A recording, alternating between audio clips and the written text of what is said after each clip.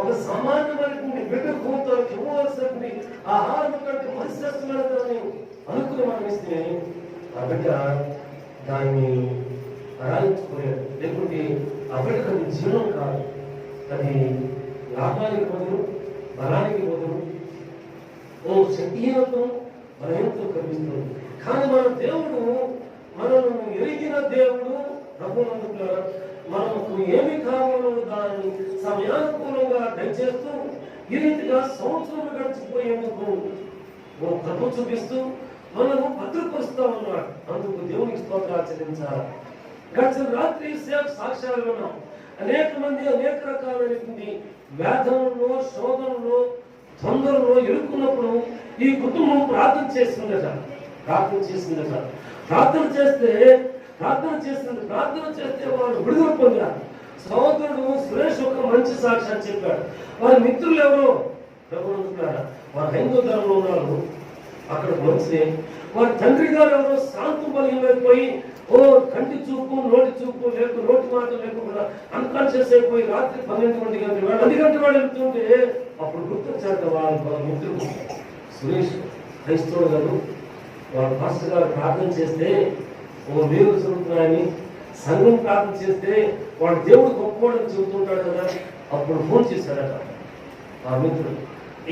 ఆ మిత్రుడు ఈ మనుషునికి ఈ పరిచారకునికి ఫోన్ చేశాడు. నమ్ముతా గొప్పవాళ్ళు అనుకోవద్దే, కానీ ఆ దాసులు 3 దినాలకు ఏమో లేచారు, మాట్లాడారు, ఆరోగ్యంతున్నారు, ఎప్పటికీ కూడా సజీవులుగా ఉన్నారు. హల్లెలూయా.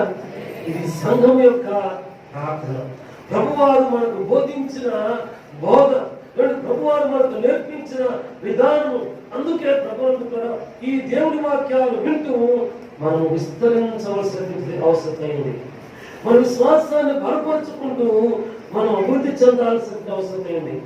ప్రభుత్వ దేవుని సంఘ ప్రార్థన చేస్తూ మరియు కొన్ని సంపాదించవలసిన అవసరం అయింది. అపోస్తుల కాలంలో ఆదిమ సంఘంలో ఇటువంటి వాక్కులు అనేకమైనటువంటి మనము చదువుకుంటూ ఉంటాం. మనం దేవుని వాక్యం మనం చూసినట్లయితే పేతురు చెరసాలలో ఉంచబడినాడట. అయితే సంఘము ఏం చేసిందంటే అత్యాశక్తితో ఈ పేతురు భక్తుల వరకు ప్రార్థన చేస్తుందట. అపోస్తుల కార్యము 12వ అధ్యాయంలో ఈ వాక్కులను మనం చదువుకుంటాం. ప్రభువులారా పేతురు చెరసాలలో ఉంచబడినాడట. అంటే నూతన సంవత్సరం ప్రథమ గడియలో అప్పుడే బలహీనత గురించి చెబుతున్నారా అంటే కాదు. మనము పెరిగి పెద్దవారం అవుతుండగా వేదన శోధన ఇరుకు ఇబ్బంది ఇక నా చుట్టూ ఎవరు లేదన్నట్టు తనప్పుడు ఒకే ఒకరు గుర్తు రావాలా, ఆయన ఎవరంటే రక్షకుడు, స్త్రీరక్షకుడు, జీవాధిపతి యేసయ్య. ఆ యేసయ్యతోనే యేసయ్య నిర్మాణం చేసుకున్న ఒక సంఘం, తన స్వర్గం ఇచ్చి సంపాదించుకున్న ఒక సంఘం ఉంది. ఆ సంఘం గుర్తు రావాలి. ఆ సంఘంతో నీవు ముచ్చరిస్తే తెలియచేస్తే ఈ సంఘం ఏం చేస్తుందంటే ప్రార్థన చేస్తుంది.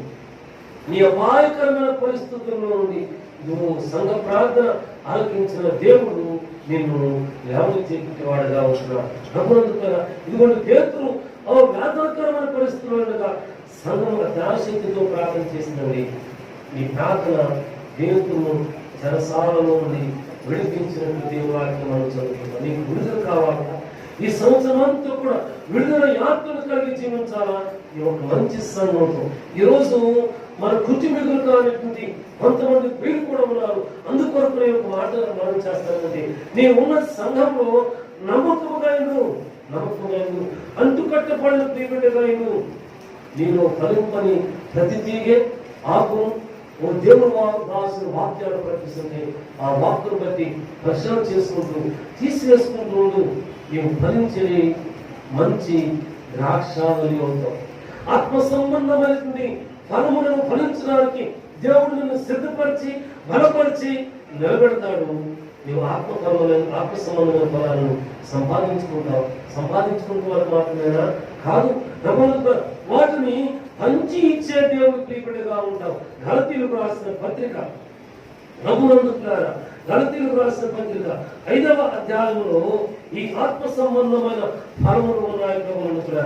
గలతీయులకు రాసిన పత్రిక 5వ అధ్యాయం 22వ వచనం మనం చదువుకున్నట్లయితే, అయితే ఆత్మ ఫలము ఏమనగా ప్రేమ, సంతోషము, సమాధానము, దీర్ఘశాంతము, దయాళత్వము, మంచితనము, విశ్వాసము, సాత్వికము, ఆశానిగ్రహము 9 ఆత్మఫలాన్ని పౌరభక్తులు సెలవుతున్నారు. అలాగే కొరింథీ పత్రికలో చూసినట్లయితే 9 కృపావరాలు కూడా దేవుడు పౌరభక్తుల ద్వారా తెలియజేస్తుంటాడు. మీకు ఏమి కావాలా? ఏమి కావాలా? కృపావరాలు కావాలా? ఆత్మ సంబంధమైనటువంటి ఆత్మ ఫలములు కావాలా? ఓ నేను అడిగితే ఇచ్చేస్తాడు కదండి, నేను విస్తరిస్తున్నాడు కదండి అనుకుంటానేమో. నీవు అనుకున్నంత మాత్రాన సరిపోలేదు. అది నీ దేవుడు ప్రియరక్షకుడు గుర్తించాలి. ఈ ప్రియబిడ్డ వృద్ధిస్తున్న ప్రియబిడ్డ, ఈ ప్రియబిడ్డ తన విశ్వాసంలోను, నిరీక్షణలోను, ప్రార్థనలోను, సాక్ష్యంలోను అభివృద్ధి చెందుతూ విస్తరిస్తున్న బిడ్డ అని ప్రభు గుర్తించాలి. అప్పుడు నీ విశ్వాస పరిమాణం చొప్పున ఆత్మఫలములకు యోగ్యులా వాటిని దేవుడు ప్రసాదించేవాడు. ఆత్మ కృపావరాలకు, దైవ కృపావరాలకు యోగ్యులా వాటిని దేవుడు అనుగ్రహించేటువంటి వాడుగా ఉంటున్నాడు. నీ ఎప్పుడు ఎక్కడ దేవుని కొరకు సాక్ష్యం చెప్పినా, జీవించినా, నిలబడినా ఒక మాటను మాత్రం నీవు జ్ఞాపకం చేసుకో. నీ ప్రియరక్షకుడు నీ పైన ఉన్నాడు. నీతో నీ కొరకు ప్రార్థించే ప్రియ సంఘం ఒకటి ఉంది. ఈ సంఘము ఈ యేసుక్రీస్తుల వారు తన స్వరత్వం ఇచ్చి సంపాదించిన సంఘము. హల్లెలూయా. ఈ సంఘములోనే ఉన్నాం. ఈ సంఘము ద్వారా యేసుక్రీస్తు వారు కంటుకట్టుబడి ఉన్న మంచి ద్రాక్షావళిగా ఫలించు. అప్పుడు కావలసిన నీ యోగ్యకరమైనటువంటి విశ్వాస, ప్రార్థన, నిరీక్షణ జీవన యాత్రను బట్టి దేవుడు అనుభవించేటువంటి వాడుగా ఉంటున్నాడు. అందుకే ప్రభుత్వ ఆదిమ సంఘము క్రమక్రమంగాను శ్రేష్టంగాను విస్తరించినట్టు దేవుని వాక్యం మనం చదువుకుంటూ ఉంటాం. అపోస్తల కార్యం నుండి ప్రభుత్వారా 6వ అధ్యాయము 7వ వచనం నుండి 7వ వచనాన్ని మనం చదువుకుంటున్నామండి. అపోస్తల కార్యము 6వ అధ్యాయం 7వ వచనాన్ని మనం చదువుకుంటున్నాం. దేవుని వాక్యము ప్రబలమై శిష్యుల సంఖ్య యెరూషలేములో బహుగా విస్తరించెను. మరియు యాజకులలో అనేకులు విశ్వాసములకు లోబడి ప్రభువుగా. అంతకుముందు యాజకులు ఉన్నారు అన్నమాట ఈ వాక్కులను బట్టి. అంతకుముందు దూపం వేసేవారు ఉన్నారు అన్నమాట ఈ వాక్కులను బట్టి. అయితే వీరు సరిగా లోబడిన వారు కాదు అన్నమాట. దేవుని తినారా, ఈ నూతన సంవత్సరం ప్రథమ గడియలు జాగ్రత్తగా ఆలోచన చేయండి, ఆలోచించండి. ఓ దేవుని వాక్యము ప్రబలమై శిష్యుల సంఖ్య యెరూషలేములో బహుగా విస్తరించిందట. అంత మాత్రమేనా అంటే కాదు, యాజకులలో అనేకులు విశ్వాసములకు లోబడ్డారు. అంటే తప్పుడు సంఘంలో ప్రార్థించేవారు ఉన్నారు, సాక్ష్యం చెప్పేవారు ఉన్నారు, మేము ప్రథమ విశ్వాసం అనబడేవారు ఉన్నారు, మేము యాజకులతో ఓ మూలాధారణ దేవుడి దాసంతో తిరిగిన వారు చెప్పేవారు ఉన్నారు, అయ్యగారితో కలిసి మేము తిరగం, ఇన్ని వాగ్దానాలు మాకు ఇచ్చారని చెప్పుకునే వారు ఉన్నారు, చెప్పుకునే వారు ఉన్నారు. అది దేవుడి వాక్యములకు సరిగా లోబడిన వారు కాదు అన్నమాట. దేవుని బిడ్డ, నీ కుటుంబానికి చెందిన ప్రియుడైనా సరే అనేకులుగా ఈ వాక్యం మీకు తెలియచేయండి. నీవు దేవునికి లోబడినటువంటి దేవుడైనా లోబడి నీవున్న సంఘములో నీ రక్షకుడైన యేసుక్రీస్తు అంటుకట్టబడి ఫలించినటువంటి మంచి ద్రాక్షావళిగా నీలో ఫలింపని ప్రతి తీగను ఆకును తీసుకుని పారవేసేటువంటి ప్రియమైన దేవుడిచ్చే జీవజలం ద్వారా నీరు కట్టబడి మనమును సంపాదించుకుని ప్రియమైన ఇక్కడ చూసినట్లయితే ఆత్మ సంఘము దేవుని వాక్యంలో ప్రబలుతుండగా వింటూ ఉండగా శిష్యుల సంఖ్య, సంఘము సంఖ్య, ప్రియుల సంఖ్య బహుగా విస్తరించింది. వచ్చిందట. అప్పటికి నామకార్థంగా అటు ఇటు ఉన్నటువంటి వారు అనేకులు కూడా లోబడినారట. అనేకులను నీవు ఒకరిగా ఉంటే, ఒక బిడ్డగా ఉంటే ఇప్పటికైనా ఆలస్యం లేదు, ఆ పర్వాలేదు, నీవు దేవుని చిత్తములకు లోబడు. అందుకే దేవుని వాక్యం ఒక మంచి మాట ఉంది, లోబడనలోని ప్రజల వైపు గర్వెల్లన చేతులను చాచి ఉంచాను. ఓ నీ చేతిని ఉంచావా అందించావా? ఆయన లేవనెత్తి వాడుగా దేవుని వైపు మాత్రమే చూడు, అటు ఇటు చూడబోకు. నీ యాత్రలో యేసయ్య నీటి మీద నడుస్తూ ఉండగా ఈ భూతమని సాతానని అనేకులు ఇక్కడ ప్రమాదాల్లో చనిపోయారని రకరకాలుగా చెప్పుకున్నటువంటి వీరితో నేనే భయపడకండి అని ప్రభువు సవిస్తే ఆ మాట ఆలోచించిన శిష్యులు నిమ్మడపడిన తదనంతరము పేతురు అంటాడు, నాయన నీవే కనుకైతే నేను ఈ నీటి మీద నడిచి వచ్చినప్పుడు సెలవుమని అడిగాడు. నడిచమని ప్రభువు సెలవిచ్చాడు. జరిగింది ఏమంటే దేవుని వాక్యం మనం చూస్తాం కదా, యేసు వైపు చూచి నడుస్తున్న పర్యంతరము ఓ తాను సవ్యముగా చక్కగా సాగిపెట్టాడు ప్రభు. ఇప్పుడైతే యేసు వైపు ఉన్నటువంటి తన దృష్టిని మరల్చి నీటి వైపు అటువైపు ఇటువైపు మరల్చాడో అప్పుడు తాను మునిగి పోసాగెను. ఈ వాక్యం ఉంది. మేము కూడా అంతే, యేసు వైపు చూస్తున్నంతసేపు సంఘము విస్తరిస్తుంది, నీ విశ్వాసం విస్తరిస్తుంది. ఓ ప్రభునందుకున్నారా, నీ నిరీక్షణ విస్తరిస్తుంది, నీ ప్రార్థన విస్తరిస్తుంది, నీ సాక్ష్యం విస్తరిస్తుంది. ఒక ఆత్మ సంపాదించే పీపుడిగా మంచిది.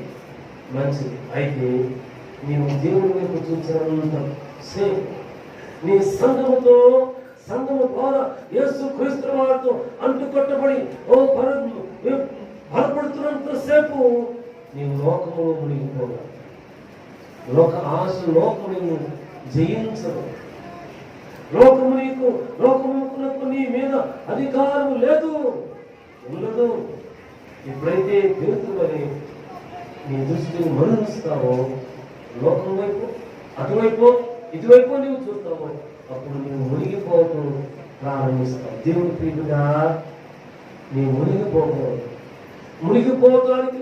మునిగిపోయేందుకు రక్షకుడు యేసు క్రీస్తు తన స్వరత్వం ఇచ్చి నేను సంపాదించుకోలేదు, మనల్ని సంపాదించుకోలేదు, సంఘమును సంపాదించుకుని నిర్మాణం చేయలేదు. దేవుని ప్రియులారా, ఆయన ప్రియుడుగా నమ్మకంగా సాగి వెళ్ళడానికి మాత్రమే ఆయన తన స్వరత్వం ఇచ్చి సంపాదించాడు. అందుకే మన విశ్వాస జీవితానికి మన కుటుంబము, మన సంఘము, మీరు ఏ కుటుంబం అంటే ఆ కుటుంబము విస్తరించవలసినటువంటి అవసరం అయింది.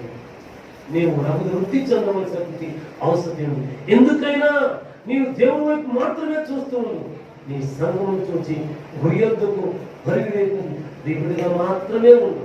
దేవుని వాక్యంలో ఇదే అపోస్తలుల కార్యము 13వ అధ్యాయము 13వ అధ్యాయము 8వ వచనాన్ని మనం చదువుకుంటున్నామండి. 13వ అధ్యాయం అయితే 13వ అధ్యాయము 8వ వచనం అయితే చదువుతాను. విశ్వాసం నుండి తొలగింపవాలని యత్నము చేసి వారిని ఎదిరించను. ఎలుమాను పేరునకు గాడివాడని అర్థము. ప్రభువునొక గాడి విద్యలు చేసేటువంటి ఎలుమ అనేటువంటి ప్రియుడట వాక్యము బోధించబడుతుంటే ఆటంకపరచాలని చూచాడట. ప్రభువునొకలారా, ఎవరికి ఆటంకంగా ఉన్నాడు? ఈ వాక్కు నేను ధ్యానం చేసుకున్నప్పుడు దేవుని వాక్కును ప్రకటించే దేవుని పరిచారకుల భక్తులకి మాత్రమే కాదు, అక్కడ చేరి వచ్చిన సంఘ మంత్రికి కూడా, విశ్వాస బృంద మంత్రికి కూడా ఆటంకంగా ఉన్నాడు. దేవుని ప్రియుడ, ఈ నూతన సంవత్సర విశ్వాస జీవన యాత్రలో, అభివృద్ధి యాత్రలో, బలము సంపాదించుకుంటున్న యాత్రలో నీ ఒకవేళ నీ సంఘమునకు, నీ కుటుంబమునకు నీవే ఆటంకమున్నావేమో. అడ్డుపడ్డగా ఉన్నావేమో ఒకసారి ఆలోచించి, నీ విశ్వాసాన్ని ఆలోచన చేసుకో, నీ ప్రార్థనా జీవితాన్ని ఆలోచన చేయి, నీ నిరీక్షణ ఆలోచన చేయి, నీవు జీవించబడిన విధానాన్ని ఆలోచన చేయి. దేవుడు నీ కుటుంబంలోనో లేకుండా నీ రక్త సంబంధికులను చేసిన ఆశ్చర్యకాలను ఆలోచన చేయి. దేవుని యొక్క నీవు నమ్మకంగా ఉండటానికి మాత్రమే సిద్ధపడు. అప్పుడు నీవు నీ కుటుంబము దీవించబడుతుంది, నీ ఉన్న సంఘము విస్తరించబడుతుంది. ప్రభునందుకు ద్వారా నీ మౌనంగా ఉండలేవు, నామకార్థం ఉండలేవు. అవకాశాన్ని బట్టి దేవునికి కనపడే ప్రియ దాసులుగాను దాసులుగా ఉండలేవు నీవు. ప్రతి నిత్యము దేవుని దగ్గర కనపడి వారు నీకు చేసిన మేలును బట్టి, ఆశీర్వాదాన్ని బట్టి నమ్మకంగా జీవించే ప్రియ దాసులుగా ఉంటావు. దేవుని ప్రియత రేపు వాక్యము ఇదే పుస్తకాల్లో మనం చదువుకున్నాం. 14వ అధ్యాయం, 14వ అధ్యాయం 22వ వచనాన్ని మనం చదువుకుంటున్నాం. 14వ అధ్యాయము 22వ వచనం. శిష్యుల మనస్సులను దృఢపరచి విశ్వాసమందు నిలకడగా ఉండవలని అనేక శ్రమలను అనుభవించి దేవుని రాజ్యంలో ప్రవేశించవలని వారిని హెచ్చరించను. దేవుని స్తోత్రం. దేవుని వాక్యంలో 19వ వచనం నుండి చదువుకుంటూ వెళ్ళినట్లయితే ప్రభువులారా, దేవుని దాసుడు పౌలు ఇవ్వండి తన సువార్త యాత్రను, పరిచర్య యాత్రను ప్రారంభించి సాగి వెళుతూ ఇకోనియ నుండి యూదులు వచ్చి జన సమూహంలో తమ పక్షంలో చేసుకుని పౌల మీద రాళ్ళు రువి అతడు చనిపోయిననుకొని వెలుపల నుంచి వదిలిపెట్టేశారు. అంటే శక్తి పొందిన ఈ దాసుడు చేస్తున్న పని ఏమంటే శిష్యుల మనస్సులను, వారి జీవితాన్ని దృఢపరిచి ఇటువంటి శ్రమలు వస్తాయి, ఇటువంటి వ్యాధులు వస్తాయి, ఇటువంటి పరీక్షలు వస్తాయి. శ్రమలను అనుభవించి మనం దేవుని రాజ్యంలో ప్రవేశించాలి. విస్తరిస్తున్నాం కదా, ఈ విస్తరించే జయజీవుని యాత్రలు సంఘము ద్వారా యేసుతో కట్టుబడి ఫలిస్తున్నాం కదా. ఈ ఫలించే జీవన యాత్రలో శ్రమలు ఎదుర్కొంటామట. ఈ శ్రమలను దేవుని యొక్క సన్నిధిలో శ్రమలను జయించి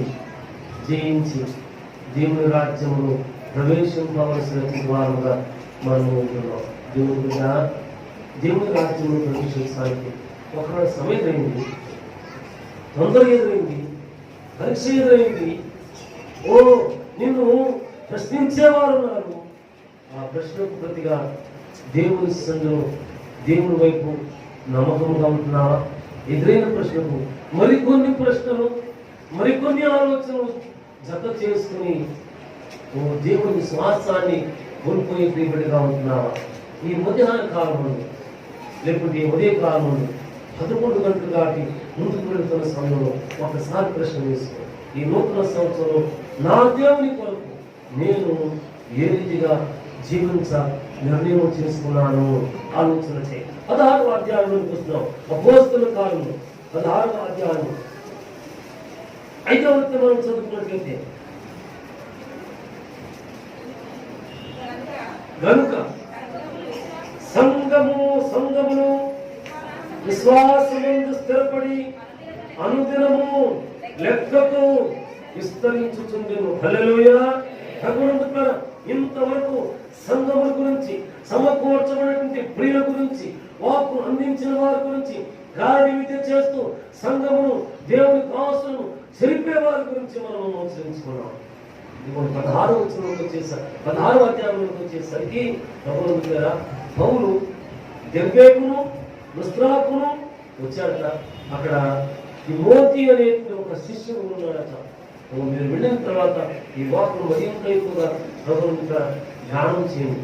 పౌలు అంటున్నాడు కదా, కనుక సంఘమును విశ్వాసమందు స్థిరపడి అనుదినము లెక్కకు విస్తరిస్తుంది. ఒక సంఘముగా ఉన్నటువంటి వారు కొద్దిగా మందిగా ఉన్నటువంటి వారు అనేక సంఘములుగా విస్తరించేశారు, అభివృద్ధి చెందారు. ఈ సంఘములుగా విస్తరిస్తున్నాయి. లెక్కకు మించి అభివృద్ధి చెందుతున్నాయి.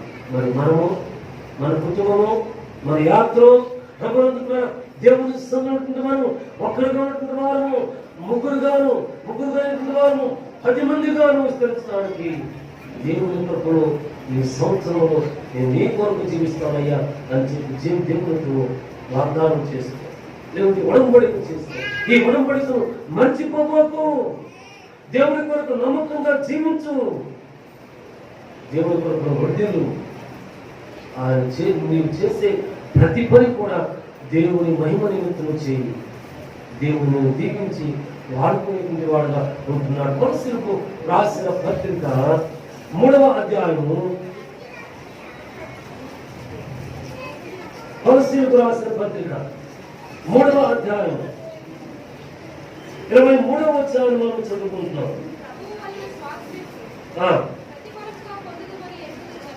ప్రభువు వలన స్వాస్థ్యమును ప్రతిఫలముగా పొందుదమని ఎరుగుదురు కనుక మీరు ఏమి చేసినను మనుషుల నిమిత్తము కాకుండా ప్రభు నిమిత్తమని మనస్ఫూర్తిగా చేయుడి.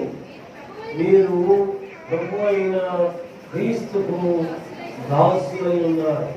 సంఘములు విస్తరిస్తుంటే అనేక మంది ప్రచారకులు లేవనెత్తబడుతుంటే, అనేక మంది ప్రార్థనాపరులు లేవనెత్తబడుతుంటే, అనేక మంది సాక్ష్యము చెప్పేటువంటి వారు లేవనెత్తబడుతుంటే, అనేక మంది ఆత్మను సంపాదించేటువంటి వారు లేవనెత్తబడుతుంటే, నేను సంఘము ఇది నాది, ఇది నాది అంటానికి వీలు లేదట.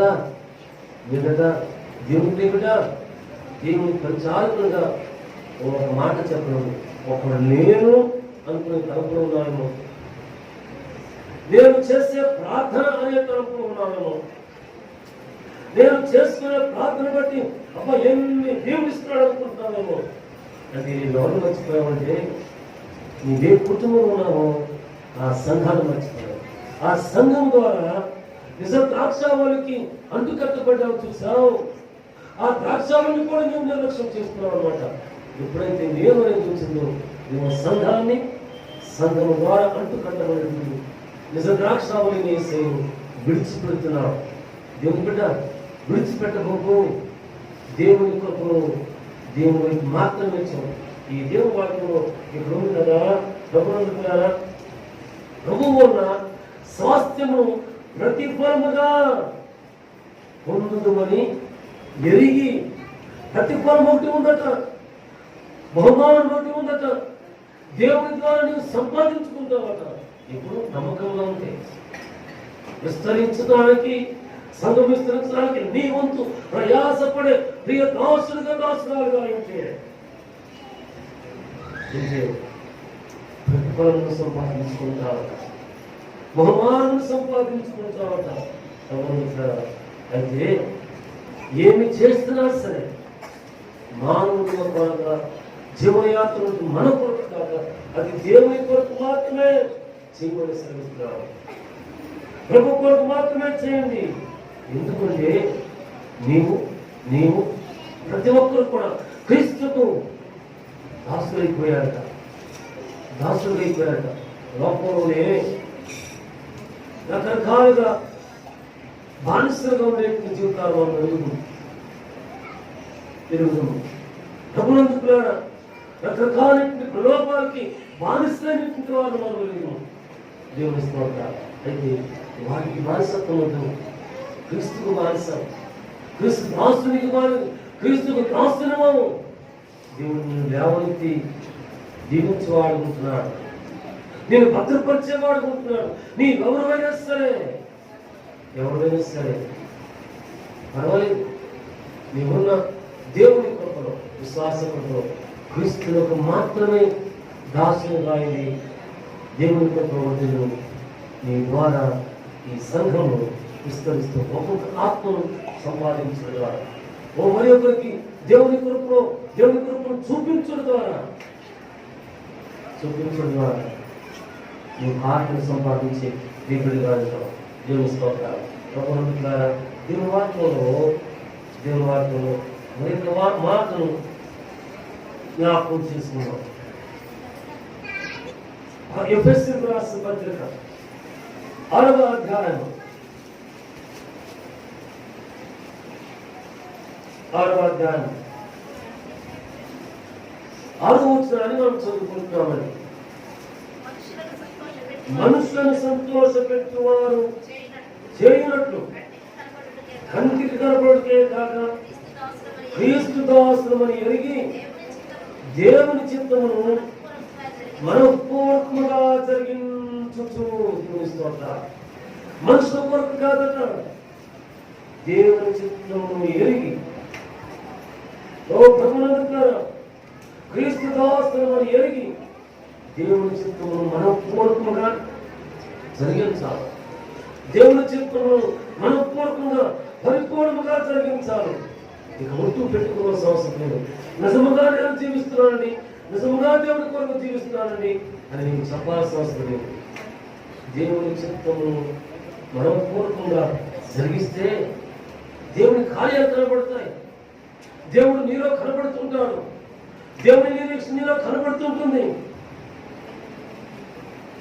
దేవుని కృప నీలో కనబడుతూ ఉంటుంది. కాబట్టి దేవుని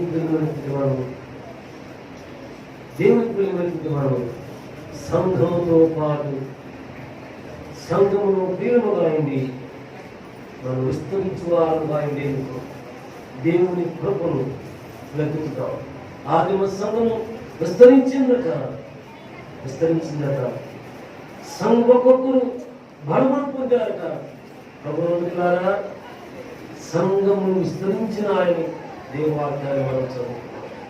అలాగే మన కుటుంబం, మన విశ్వాసము, మన నిరీక్షణ, మన జీవితము విస్తరిస్తూ ఉంటుంది. బట్టి దేవుని మనం పొందుతాడు, మనం దీవిస్తాడు. దేవుని పట్ల వర్ధులుగా చేసే వాడుగా ఉంటూ ఉన్నాడు. దేవుని స్పర్శ ప్రభువులారా, దేవునికి నమ్మకంగా అయితే మన ప్రభువారు ఉత్తమమైన దాన్ని అనుగ్రహించి మన కృపను మనను భద్రపరిచే వాడిగా ఉంటా ఉన్నాడు. దేవుని స్తోత్రం. మన యొక్క వాక్యాన్ని మనం చదువుకుంటున్నాం. దావీదు కీర్తనలు 85వ దావీదు కీర్తన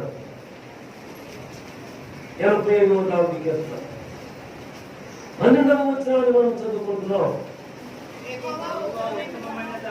యెహోవా ఉత్తమమైన దానిని అనుగ్రహించును, మన భూమి దాని ఫలమిచ్చును, నీతి ఆయనకు ముందు నడుచును, ఆయన అడుగు జాడలను అది నడుచును.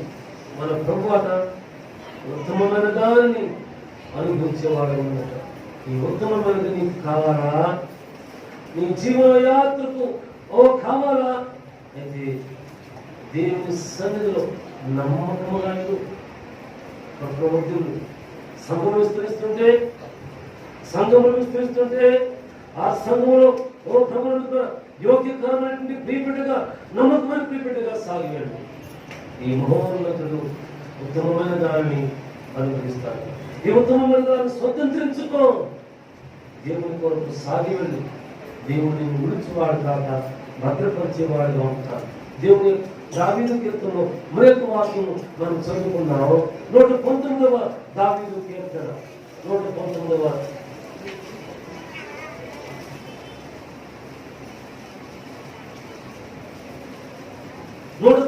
దావీదు కీర్తన 94వ వచనాన్ని మనం చదువుకుంటున్నాం. నీ ఉపదేశములను నేను వెలుగుచున్నాను, నేను నీ వాడనే, నన్ను రక్షించు. అవును, ఈ సంవత్సరాంతం వరకు, సంవత్సర ప్రారంభంలో మనం ఉన్నాం.